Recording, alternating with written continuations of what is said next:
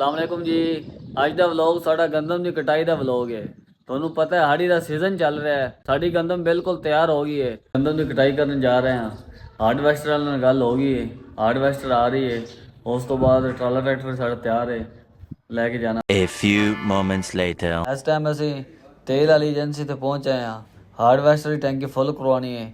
ਉਸ ਤੋਂ ਬਾਅਦ ਹਾਰਡਵੈਸਟਰ ਨੂੰ ਆਪਣੇ ਨਾਲ ਲੈ ਕੇ ਫਾਰਮ ਤੇ ਪਹੁੰਚਣਾ ਹੈ।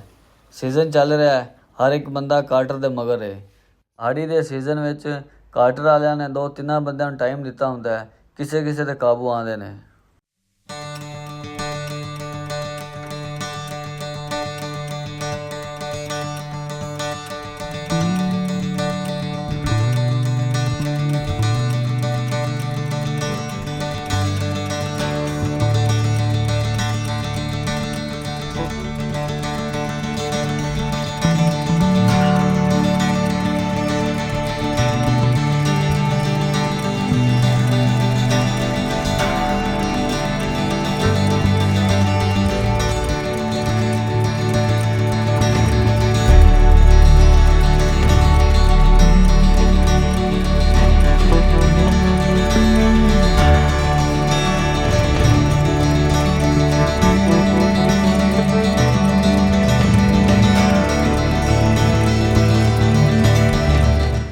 ਫਾਰਮ ਤੇ ਅਸੀਂ ਪਹੁੰਚੇ ਹਾਂ ਜੀ।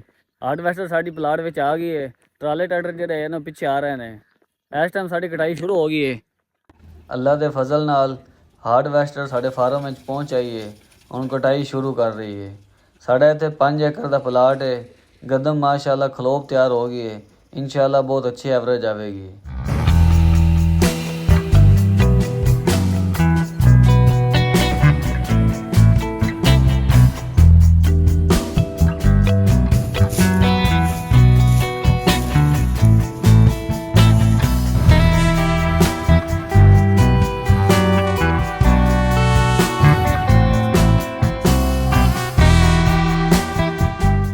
5 ਏਕੜ ਦਾ ਪਲਾਟ ਹੈ।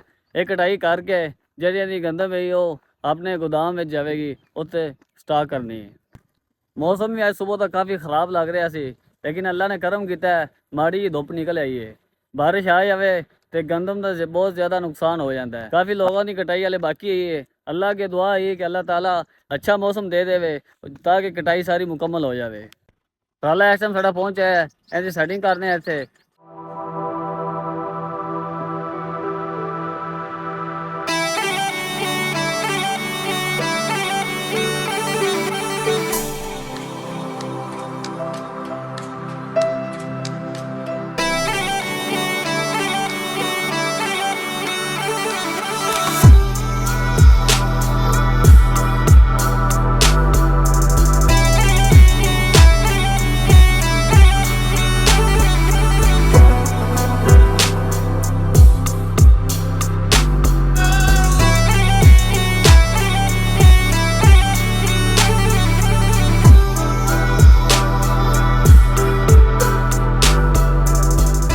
अलहमदुलिल्लाह जी साड़ी गंदम की एवरेज बहुत अच्छी आ रही है।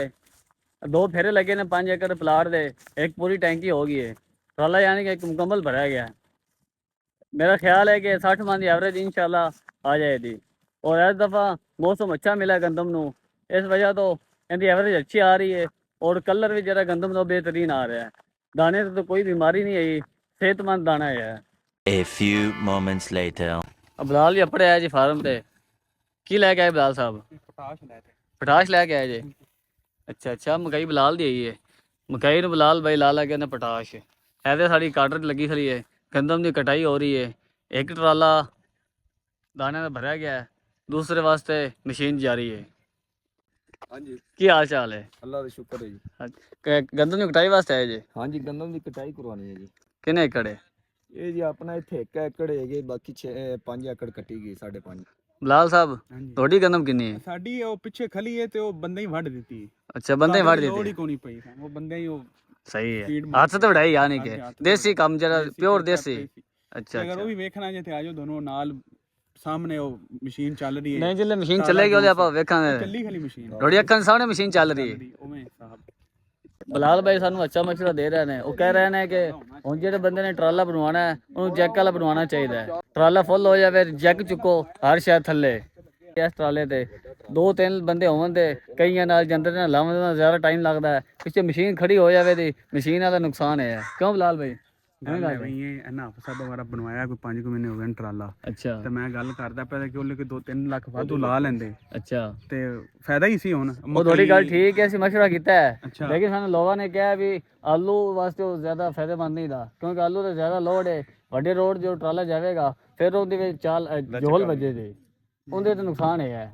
ਗੰਦਮ ਆਪਣੀ ਘੱਟ ਹੁੰਦੀ ਹੈ, ਆਲੂ ਦਾ ਆਪਣਾ ਕੰਮ ਜ਼ਿਆਦਾ ਹੈ। ਇਸ ਵਜ੍ਹਾ ਤੋਂ ਅਸੀਂ ਫਿਰ ਉਹ ਟਰਾਲਾ ਨਹੀਂ ਬਣਵਾਇਆ। ਮੈਂ ਉਹਦੇ ਬਿਆਨ ਵਾਪਸ ਲੈਣਾ। ਮੈਂ ਇਹਦੇ ਬਿਆਨ ਵਾਪਸ ਲੈਣਾ। ਹਾਂ ਬਲਾਲ ਭਾਈ ਆਦੇ ਬਿਆਨ ਵਾਪਸ ਲੈ ਰਿਹਾ। ਮਗਰ ਟੋਰਿਆ ਕਟਰ ਪੱਟੀ ਪਾਈ ਨਵੀਂ ਸਵੇਰੇ। ਅੱਛਾ। ਮੈਨੂੰ ਮੋਰ ਪਿਆ ਸੀ ਰਹਿਣ ਦੇ, ਤੂੰ ਪੁਰਾਣੀ ਚੱਲਣ ਦੇ, ਨਵੀਂ ਪਈ ਮੈਂ ਕਿ ਫਾਇਦਾ ਕੀ ਚੀਜ਼ ਦਾ ਜਿਹਨੇ ਉਹ ਇਸਤੇਮਾਲ ਨਹੀਂ ਕਰਦਾ। ਅਸਲ ਡਰਾਈਵਰ ਦੀ ਨਿਸ਼ਾਨੀ ਹੈ, ਹਰ ਚੀਜ਼ A to Z ਹੋਵੇ। ਜੱਟ ਵਿੱਚ ਪੱਟੀ ਪਾ ਜਾਵੇ ਸਵੇਰ ਨਾਲ ਤੇ ਬੰਦਾ ਉਹ ਨਹੀਂ ਨਵੀਂ ਪਾਈ। ਔਰ ਮਾਸ਼ਾਅੱਲਾ 4 ਕਿਲੇ ਕਟਾਈ ਕੀਤੀ ਗੱਲ ਹੈ, ਇੱਕ ਸਕਿਨ ਨਹੀਂ ਖੜੀ। ਉਹ ਨਾ ਕਟਾਈ ਬੜੀ ਮਾਸ਼ਾਅੱਲਾ ਤਾਂ ਹਾਂ ਉਹਨੇ ਤਾਂ ਐਵੇਂ ਦੀ ਆ ਬਹਿ ਗਈ ਕਟਾਈ ਸਹੀ ਹੋ ਰਹੀ ਹੈ। ਮਾਸ਼ਾਅੱਲਾ ਠੀਕ।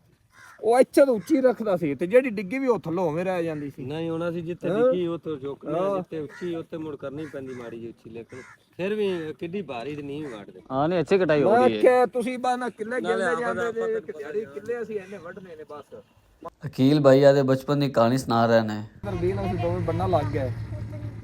ਅਸੀਂ ਸਵੇਰੇ ਤੇ ਉੱਥੇ ਸਵੇਰੋਂ ਲਾ ਪੜ ਗਿਆ ਜੀ ਕਿ ਅੱਜ ਕੀ ਮਾਮੇ ਦੇ ਕੋਲ ਟੋਪਾ ਲੈਣਾ ਜੀ।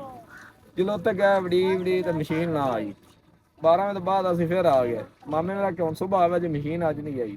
ਅੱਗੇ ਸੁਬਾਹ ਫਿਰ ਅਸੀਂ ਪਹੁੰਚ ਗਏ। ਲੈ ਉਹ ਸਾਂਝਰੇ ਮੀਆਂ ਪਹੁੰਚ ਗਏ। ਜਦੋਂ ਮਸ਼ੀਨ ਆਈ ਮੀਆਂ ਗਿਆ ਅੱਗੂ ਗਈ ਛੇਕਰ ਤੇ ਮੀਆਂ ਸਾਨੂੰ 5-5 ਕਿਲੋ ਟੋਪਾ ਟੱਕਰਿਆ ਤਾਂ ਅਸੀਂ ਚਾਹੀ ਜੇ ਨੱਚਦੇ ਆਏ ਕਿ ਸਾਨੂੰ 5-5 ਕਿਲੋ ਟੋਪਾ ਟੱਕਰਿਆ। ਉਸ ਦੌਰ ਵਿੱਚ 5 ਕਿਲੋ ਸਮਝੋ ਅੱਜ ਦੇ ਮਾਣੇ ਅੱਜ ਦਾ ਮਾਨ ਹੈ ਉਹਲੇ ਹਰ ਚੀਜ਼ ਬਰਕਤ ਹੈ ਸੀ। ਇਹਨਾਂ ਚਾਹ ਫਿਰ ਇਹਦਾ ਨਹੀਂ ਉਹਨੇ 5 ਕਿੰਨਾ 5 ਕਿਲੋ ਟਕਰਿਆ ਸੀ। 5 ਪੈਕ 50 ਰੁਪਈਆਂ ਦੇ ਯਾਨੀ 5 ਕਿਲੋ ਤੇ ਯਾਨੀ 5 ਮਨ ਹੋ ਗਿਆ ਅੱਜ ਦੇ ਦੌਰ ਤੇ। ਇਹ ਆਪਾਂ ਫਿਰ ਆਪਣੇ ਕੋਲ 5 ਮਨ ਦੀ ਉਮੀਦ ਹੈ। ਨਹੀਂ 5 ਕਿਲੋ ਮਤਲਬ ਇੱਕ ਮਣ। तू समझा? हाँ नहीं तू समझा नहीं। 3 ਗੋਲੇ ਬਣਾ ਦਿਓ VIP, ਠੀਕ ਹੈ ਜੀ।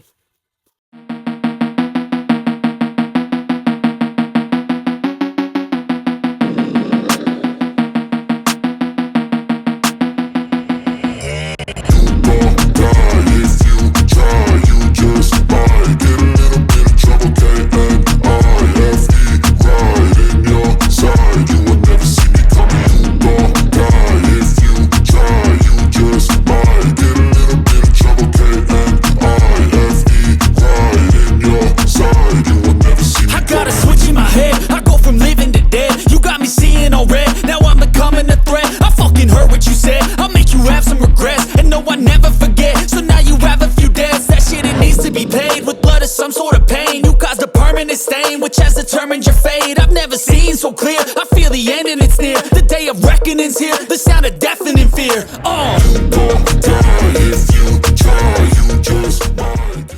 ਇਹ ਪਿੰਡ ਦਾ ਜੀ ਦੇਸੀ ਗੋਲਾ ਹੈ। ਗੰਦਮ ਦੀ ਜਿਹੜੇ ਕਟਾਈ ਹੋ ਰਹੀ ਹੋਵੇ ਉਸ ਟਾਈਮ ਇਹ ਦੇਸੀ ਗੋਲਾ ਖਾਣ ਦਾ ਆਪਣਾ ਹੀ ਮਜ਼ਾ ਹੈ।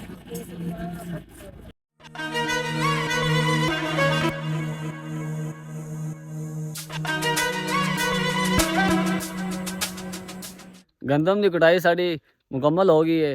5 ਏਕੜ ਦਾ ਪਲਾਟ ਸੀ, 2.5 ਤੋਂ 3 ਘੰਟੇ ਲੱਗੇ ਨੇ।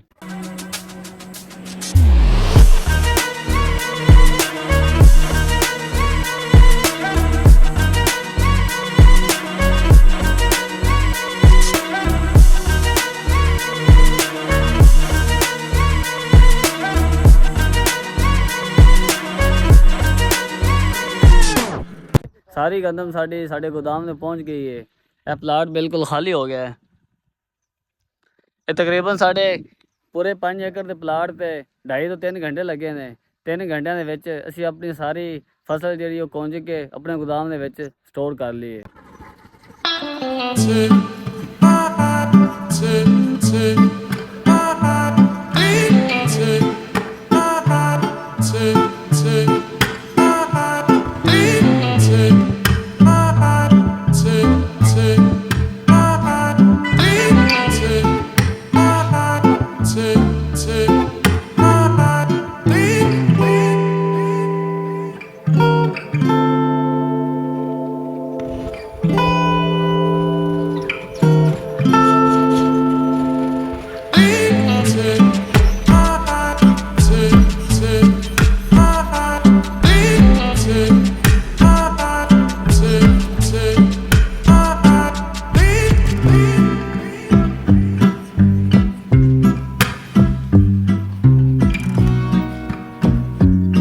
ਮੈਗੀ ਆ ਜਾਂਦੀ ਉਹਨੇ, ਉਹਦੇ ਨੋਜ਼ਲ ਕਿੱਥੇ ਦੀ?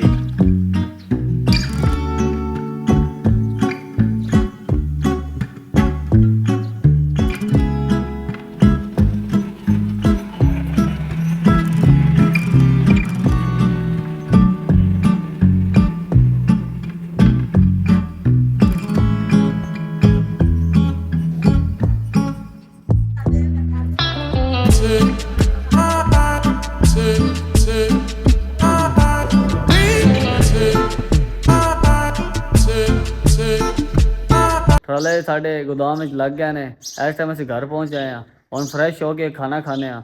ਖਾਣਾ ਖਾਣ ਤੋਂ ਬਾਅਦ ਫਿਰ ਟਰਾਲੇ ਨੂੰ ਖਾਲੀ ਕਰਾਂਗੇ। ਗੰਦਮ ਜਿਹੜੀ ਹੈ ਗੋਦਾਮ ਦੇ ਵਿੱਚ ਉਹਨਾਂ ਦੀ ਸੈਟਿੰਗ ਕਰਾਂਗੇ।